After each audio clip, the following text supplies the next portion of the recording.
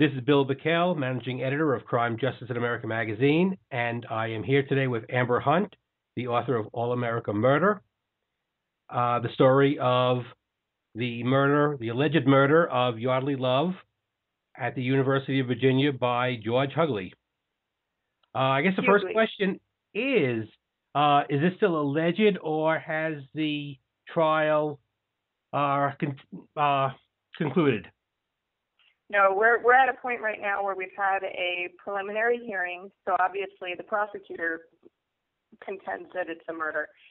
But the defense, while early on they said some things that certainly would have, could have been interpreted as an admission of something going wrong at least, now they are saying that it's possible that Miss Love died of an Adderall and alcohol overdose rather than the beating that she supposedly sustained.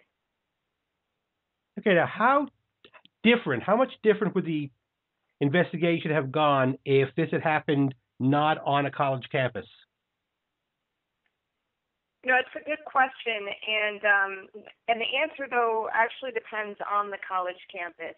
As I started to do research into this particular crime, I was a little surprised to learn that there's been some contention already in how criminal situations were handled in Charlottesville. If it happened on campus, sometimes you would have a dispute over who had jurisdiction of that crime. So what I've read, I've done a number of stories similar to this over the years. In some cases, the college security sort of, what would be the right word for it, treats the campus as sort of their own fiefdom. In other words, they would just selectively enforce the laws, excluding the police whenever possible. There was a case a few years ago when I spoke to parents of two different young adults, both of them disappeared from campus, and campus security didn't see fit to notify them for more than a week after they were made aware of it. Is this sort of thing common? Is this sort of thing that is really a major problem to be looked into? It's certainly a problem from the point of view of a lot of parents out there. And once this happened, it was a problem that a lot of people said had been going on for far too long at UVA. You know, I didn't attend that school. It's hard for me to say with any certainty. But there are some major issues being raised there about not only safety in general, but also how women in particular are treated when they allege that they've been sexually assaulted. It's an ongoing issue there. Well, how dangerous? It's a hard thing to quantify, perhaps, but how dangerous is a college campus for a young woman these days? What I looked into a lot with this case was dating violence in a broader sense. And the fact is that you've got a lot of young women and young men in this campus setting, and therefore you've got a lot of dating going on. And when you start to realize just how prevalent dating violence is, then you realize that, you know, a college campus can be the perfect atmosphere for really horrible crimes. So, and that's not just at UVA. That's going to be at pretty much any campus in any town, USA. Well, no, I have two sons in college right now. How worried should I actually be for their safety? They are both in colleges in major cities, and as far as the cities are concerned, I guess the campus is usually the safer part of the city. How prevalent is actually violence against males? Well, when you consider that the majority of violence on college campuses it's committed by people who know each other.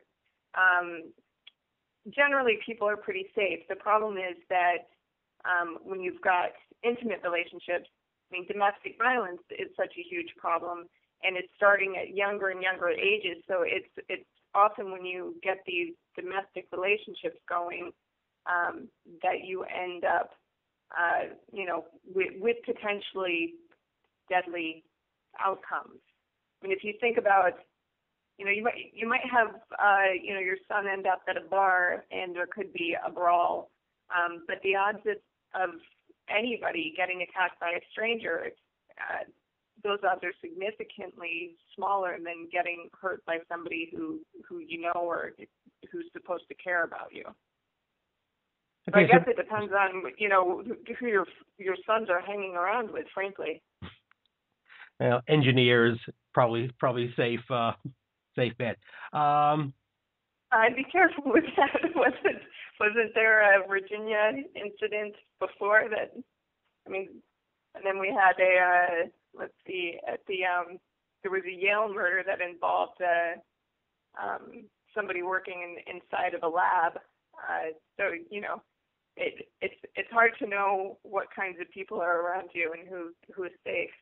That's true. Also, of course, the city that surrounds the campus also can intrude onto the campus. There are no, That's true. there are no gates. There are no, guys standing at the turrets with the boiling oil to keep the outsiders out. Right. So, generally speaking, how serious a crime does it take before campus police actually involves, I should say, the real town police, the real police? I'm sure they wouldn't like that expression. How serious a crime would it take before they would just immediately, in other words, in a case of a domestic assault, I assume that generally the campus police will just take it upon themselves to handle this internally. Right. And that does seem to happen. And now, would you say that's mostly, I don't know, is it a power thing, or is it more that the school puts pressure on them because once the incident is reported to the actual local police, then it's public? And I know that as a parent, when I'm looking at schools for my children, I look at this thing and say, well, the school has a terrible, look at all these crimes committed on campus, crimes committed, reported to the actual authorities. It won't look good for the school. Now, would there be pressure on security to sort of keep a lid on these things, even if it hinders the actual investigation or the eventual prosecution of the offense? If you're asking me if there's like the Wire type setup where there's somebody looking over their shoulders saying, hey, we've got to cap these numbers. I don't know. It could be at some campuses that they're really told, hey, some of these things, if you can handle them yourself, maybe you just should. I don't know that, but what I do know is that a lot of the kinds of cases that maybe are deemed borderline that actually are the ones that really could boil over aren't very often passed along to the local authorities. And when you're dealing with domestic violence kinds of situations, I mean, I've been on countless ride-alongs with police in multiple states, including Detroit, and any cop I've ever met will tell you that one of the most dangerous calls they can get is a DV call, a domestic violence call, because you don't know what you're walking into. It could be something where someone threw a plate against a wall and a neighbor called and it's all calm and over, or it could be the deadliest of situations that a cop can walk in on. So when you're dealing with DV type situations, domestic or dating violence situations, and you've got lesser trained officers sometimes, that really could hamper their ability to recognize before something gets deadly, frankly. Okay, one more question, I'll let you go. Were there any roadblocks that when you were investigating this for your book, did the school put up any roadblocks at all as far as you getting information? Absolutely. This was probably my most difficult reporting assignment to date, and I've worked on a lot of cases. It was difficult on a lot of levels. Some of them were understandable. The most understandable of which is that we don't have a trial yet, and there are people who get concerned if too much information is released beforehand that it could it could jeopardize the fairness of a trial. You could end up with somebody on the jury who knows, too much beforehand. Legal experts really tend to disagree with that, except for defense lawyers, frankly, because, jurors are smart. Honestly, they actually care about what they're doing. And so they really do make their decisions based on the evidence presented before them. Regardless, I'm a responsible human being, and there are certain things that I wouldn't publish as a reporter, much less an author, before a trial, just to be cautious, just to be a human being about it. But when it comes to the school, I couldn't get anybody to call me back.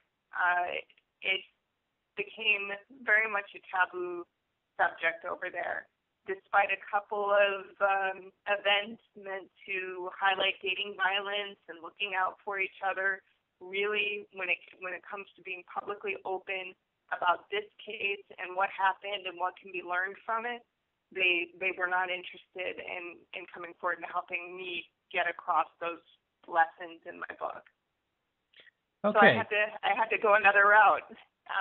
Luckily, I found plenty of other resources, but it was definitely difficult. Okay, then I will let you go now. And again, the book is All American Murder by Amber Hunt, and it's published by St. Martin's Press. And thank you for joining us today. Thanks so much. I appreciate it. Bye-bye. Bye.